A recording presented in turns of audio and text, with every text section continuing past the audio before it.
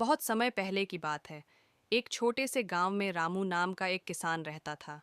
वह बहुत ही ईमानदार, मेहनती और सरल स्वभाव का व्यक्ति था। उसका जीवन बहुत साधारण था। रोज सुबह खेत में काम करना, दोपहर में आराम और शाम को मंदिर जाकर प्रार्थना करना, यही उसका दैनिक क्रम था। लेकिन एक दिन उसके जीवन में कुछ ऐसा घटा जिसने सब कुछ बदल कर रख दिया। एक सुबह रामू रोज की तरह खेत की तरफ जा रहा था। तभी उसे एक अजीब सी आवाज सुनाई दी। गुटर गूं, गुटर गूं। यह सामान्य कबूतर की आवाज जैसी थी, परंतु कुछ अलग भी। वह आवाज किसी दुखी जीव की तरह लग रही थी। उसने चारों ओर देखा तो एक झाड़ी के नीचे उसे एक सफेद कबूतर दिखाई दिया, जिसकी एक टांग में चोट लगी थी। रामू ने तुरंत कबूतर को उठाया और अपने घर ले आया। उसने बहुत प्यार से उसकी मरहम पट्टी की और उसे दाना पानी दिया।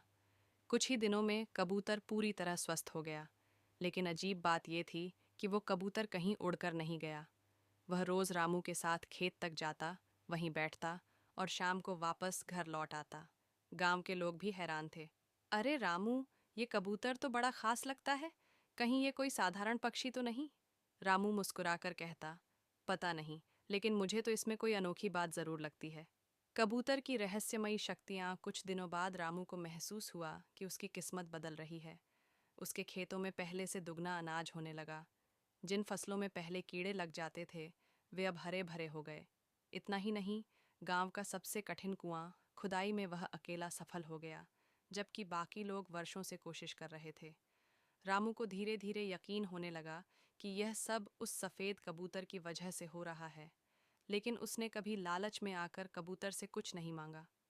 वह उसे सिर्फ अपना दोस्त मानता रहा। सपनों में आई चेतावनी। एक रात रामू ने सपना देखा।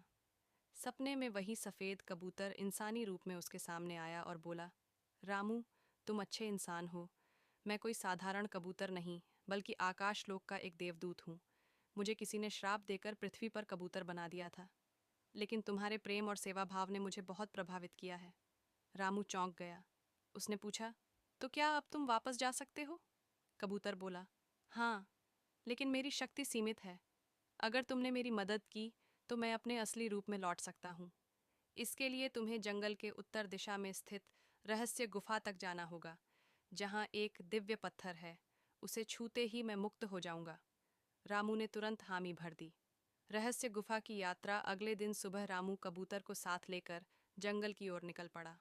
रास्ता बहुत कठिन था, कांटे, जंगली जानवर और भयानक हवाएं। लेकिन रामू बिना डरे आगे बढ़ता रहा। कबूतर उसके कंधे पर बैठा उसे मार्गदर्शन देता रहा। 3 दिन की यात्रा के बाद वे रहस्य गुफा तक पहुंचे। जैसे ही रामू ने उस दिव्य पत्थर को छुआ, एक तेज रोशनी फैली और कबूतर चमकते हुए एक सुंदर दिव्य पुरुष में बदल गया। वह बोला, रामू, तुम्हारा धन्यवाद। तुमने बिना स्वार्थ के मेरी सेवा की, इसलिए मैं तुम्हें एक वरदान देता हूँ। तुम्हारी आने वाली 7 पीढ़ियाँ सुख समृद्धि से भरपूर रहेंगी और तुम्हारा नाम युगों तक याद रखा जाएगा। रामू के आंखों में आंसू थे, खुशी के आंसू। उसने उस देवदूत को प्रणाम किया और वापस अपने गांव लौट आया। गांव में चमत्कार। रामू जब गांव पहुंचा तो लोगों ने देखा कि उसके चेहरे से दिव्य तेज झलक रहा था। उसके साथ चमत्कार होने की बात जंगल में आग की तरह फैल गई।